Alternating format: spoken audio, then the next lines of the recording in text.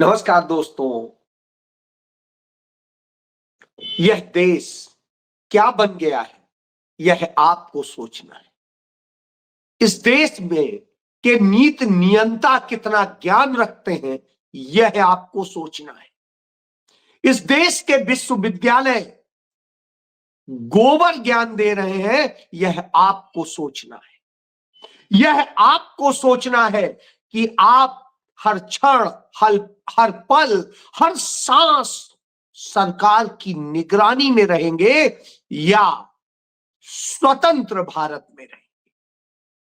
यह आपको सोचना है कि आपको किस किस तरह से गुलाम बना लिया गया है कि आपकी आवाज नहीं निकल रही है।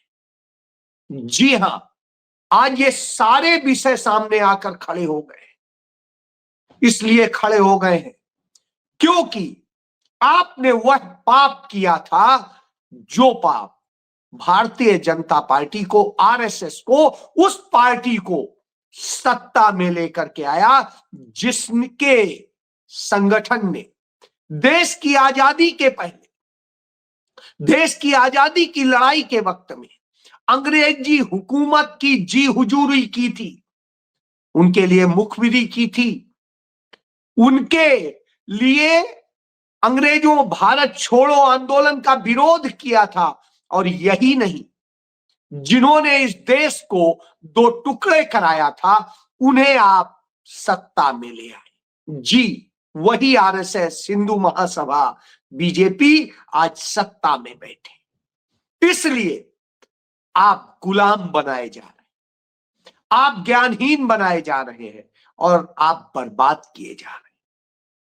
मैं ये यूं ही नहीं कह रहा हूं, इसके पीछे वजह है।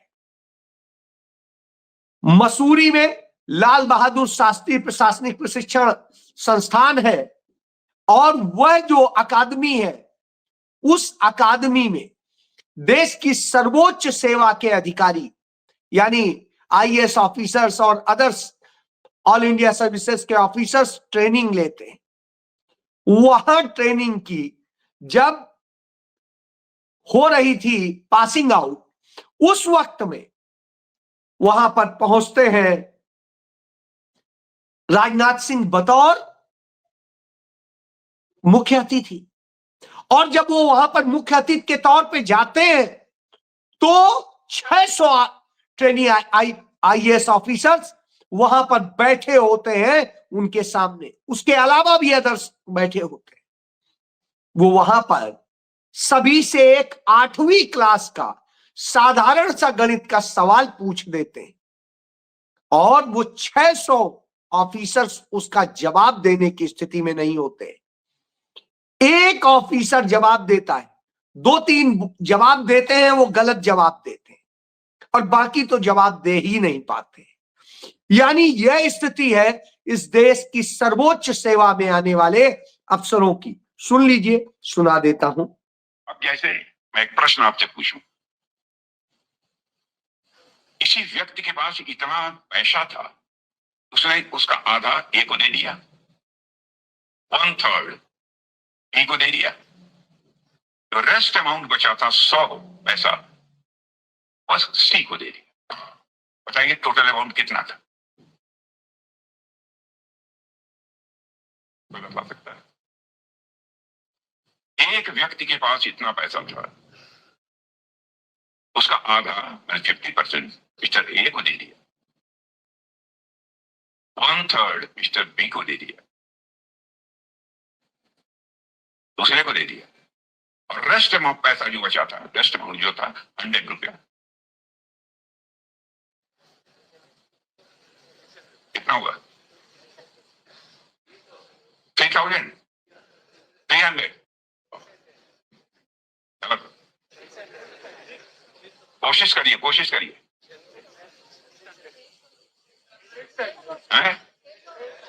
क्या 600 किसने कहा? राइट, 600।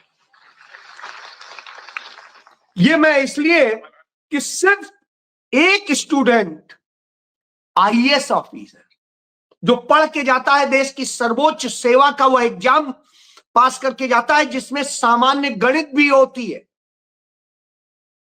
वह पूरी सेवा के ऑफिसर्स में से 600 में से एक सिर्फ प्रशिक्षु बता सका। अब तो पासिंग आउट थी तो बन चुका, तो उसने सिर्फ एक ने जवाब दिया 600। यानी समझ लीजिए पूरे देश में ये आईएएस ऑफिसर्स जाएंगे, तैनात होंगे, लेकिन इस स्तर के नहीं होंगे। यही ऑफिसर्स होंगे जो अपने विभाग का बजट बनाएंगे, अपने जिले का, शहर का जो होगी उसका भी बजट बनाएंगे। यही ऑफिसर्स होंगे जो राज्य का बजट बनाएंगे। यही ऑफिसर्स होंगे जो देश का बजट बनाएंगे। और उन ऑफिसर्स की यह दशा है। जब यह दशा हो तो हमें एक खबर और विचलित करती है, और वह खबर इतनी महत्वपूर्ण है कि अब आप समझिए, वो खबर है कि इस देश की जो सबसे प्रतिष्ठित यूनिवर्सिटियों में से होती थी, वो यूनिवर्सिटी दिल्ली यूनिवर्सिटी, आप गूगल कर लीजिए, दिल्ली यूनिवर्सिटी में फैकल्टीज खाली पड़ी हुई हैं और वहां बच्चे एडमिशन नहीं ले रहे हैं, सीटें खाली पड़ी हैं। ये वही दिल्ली यूनिवर्सिटी है जिसमें एडमिशन नहीं मिल रहा है। मैं आपको बड़ी ईमानदारी से बताता हूं, जब मैं यूपी से 10+2 करके दिल्ली यूनिवर्सिटी में एडमिशन के लिए गया तो मेरा एडमिशन नहीं हो पाया था। मैं अपने यहां मेधावी छात्रों में से माना जाता था, लेकिन वहां नहीं हो पाया था। आज आप देखिए वहां सीटें खाली पड़ी हुई। इस या तो काबिल नहीं है या शायद वह यूनिवर्सिटी काबिल नहीं है, क्योंकि जो काबिल बच्चे हैं वो दक्षिण भारत जा रहे हैं, वो उत्तर भारत जिसे गोबर पट्टी कहते हैं वहां नहीं पढ़ना चाहते। यानी गोबर पट्टी की यूनिवर्सिटीज में मेधावी छात्र नहीं पढ़ना चाहते हैं। वो बॉम्बे जाएंगे, वो बेंगलोर जाएंगे, वो तमिलनाडु जाएंगे, वो हैदराबाद जाएंगे, वो कलकत्ता जाएंगे, वो यहां नहीं आ रहे। या फिर पैसा है तो विदेश जाएंगे। जी हां, आज ये हो रहा है। या फिर कोई प्राइवेट बड़ी टॉप यूनिवर्सिटी हो, वहां चले जाए।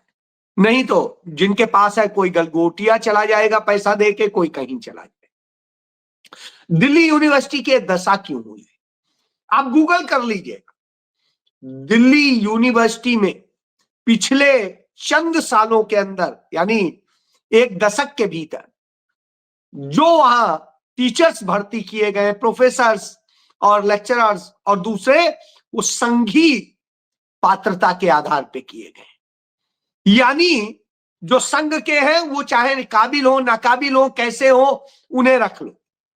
और उसका नतीजा है वहां शिक्षा बर्बाद हो गई।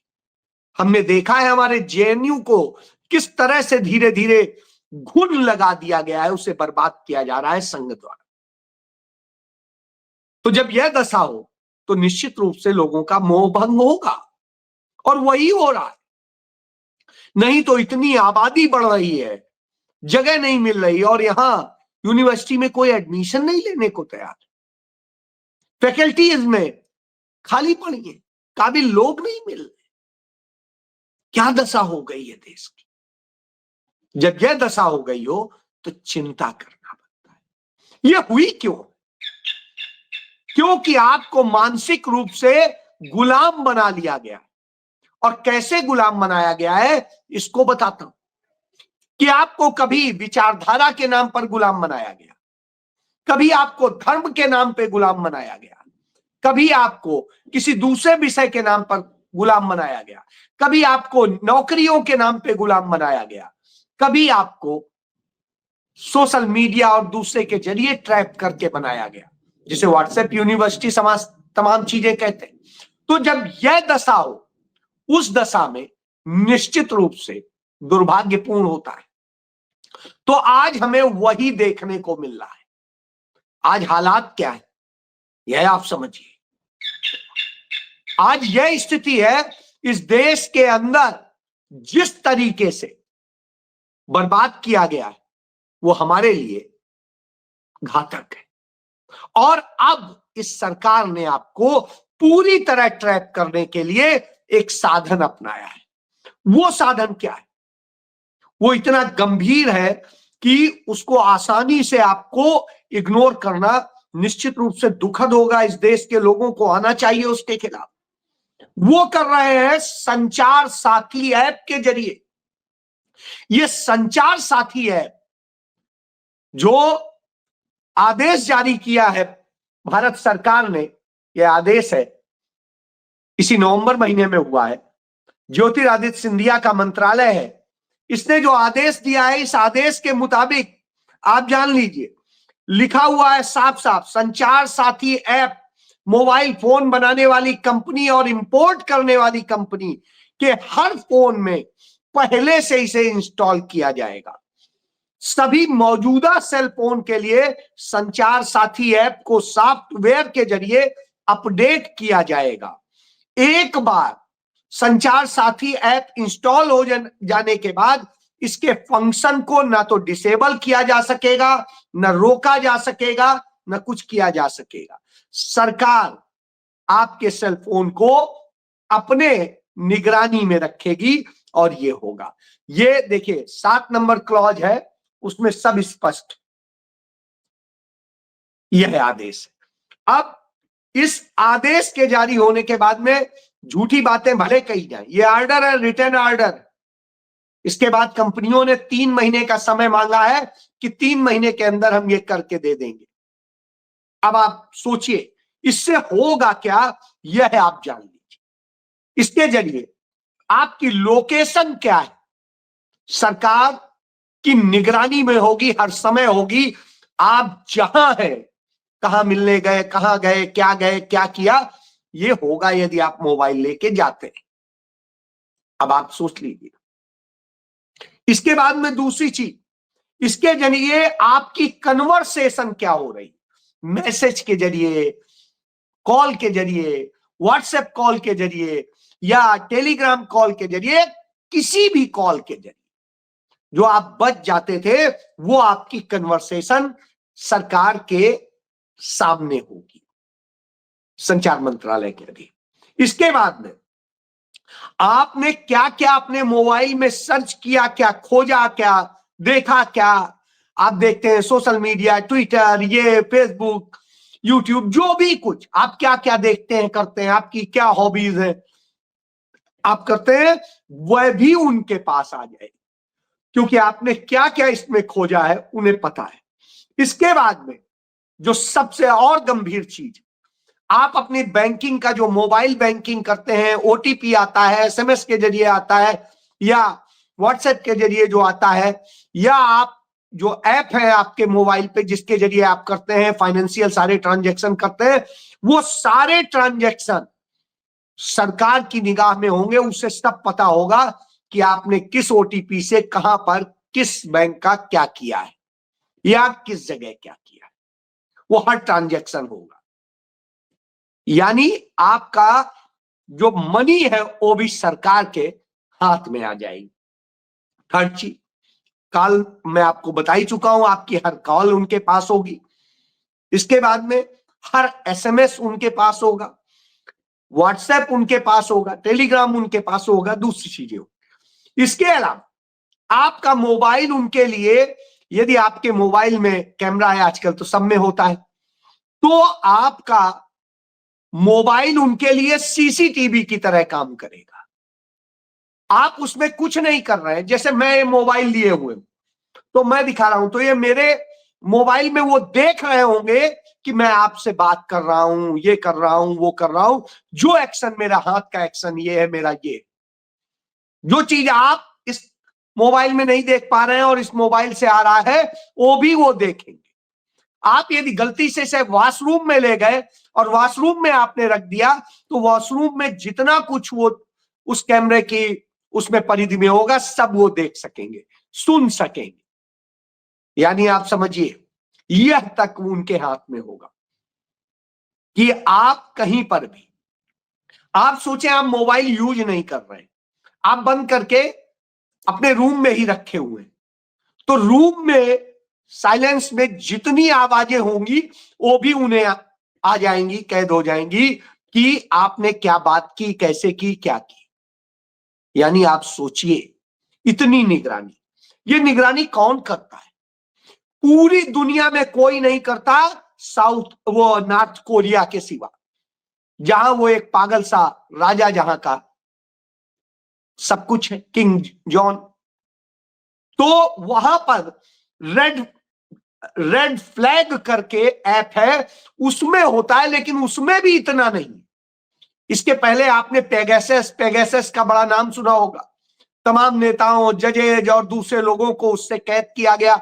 इसी कारण सब नाचते हुए नजर आते हैं सरकार के आगे पीछे।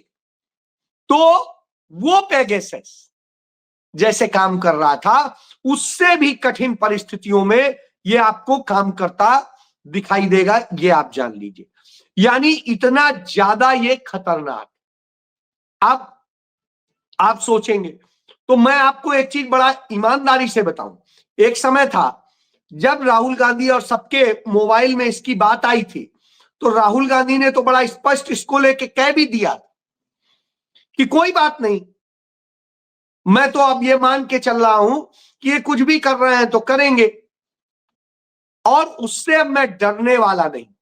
राहुल गांधी तो नहीं डरे, लेकिन हमारे आपके लिए, क्योंकि हम लोग छोटे छोटे, हमारे पास कोई बहुत बड़ी वो नहीं, हमारे छोटे छोटे ट्रांजैक्शन है, थोड़े से वो है, और इसके जरिए यदि कहीं जैसे डेटा लीक हुआ है, हमने देखा है आधार का डेटा लीक हुआ और हुआ, तमाम भारत सरकार के संस्थाओं से डेटा लीक हुए हैं, तो यदि हमारा डेटा लीक हुआ तो हमारी बैंक, हमारा सब कुछ खाली, हम पूरी तरीके से साइबर क्राइम के जाल में फंस जाएंगे। और ये मैं ऐसे ही नहीं कह रहा हूं, आपको वो बता रहा हूं कि अभी भारत सरकार ने माना है कि जो 3 दिन एयर ट्रैफिक कंट्रोल था, वो उसका जीपीएस जो है वो हैक कर लिया गया, और वो इंटरनेशनली हैक करके हमारे यहां की पूरी उड़ान व्यवस्था को फेल कर दिया गया।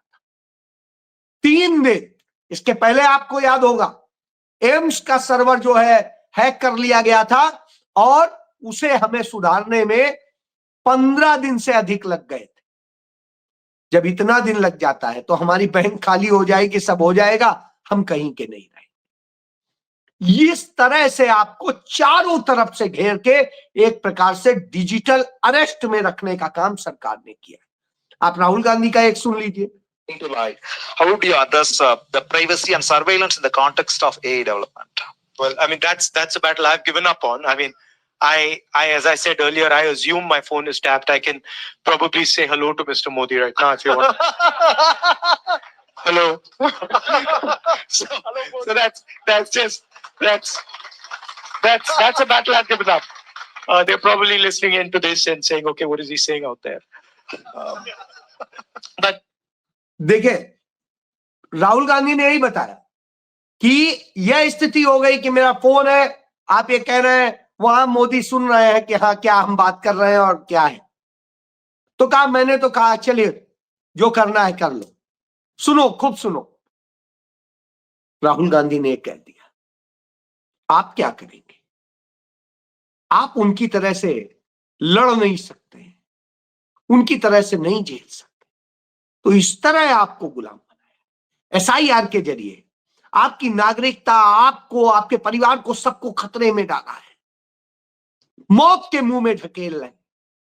तो चारों तरफ कहीं खाई खोद दी है, कहीं कुआं खोद दिया है, कहीं गहरा तालाब है, कहीं कुछ और है, आपको डूबना है।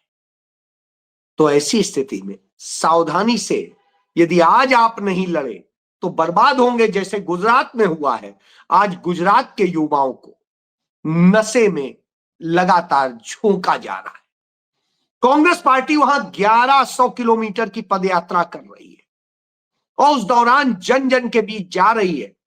जनता से उत्साह मिल रहा है, जनता के लोग आ रहे हैं, बता रहे हैं कैसे उनके यहां नशे का कारोबार चल रहा है, किस तरह से बॉर्डर के राज्यों से आराम से होम डिलीवरी हो रही है शराब की, और सब कुछ हो रहा है। यानी एक तरफ तमाशा कि हाँ सब नशा मुक्त है, और दूसरी तरफ सारे नशे यही माफिया कर रहे हैं जो सरकार पोषित है। तो सावधान हो जाइए, आपका सब कुछ छीनने का काम कर रहे हैं। राहुल गांधी परिवार आपको बचाने के लिए लड़ रहा है, आपके लोकतंत्र के लिए लड़ रहा है। अब फैसला आपको करना है कि आपको क्या करना है। जय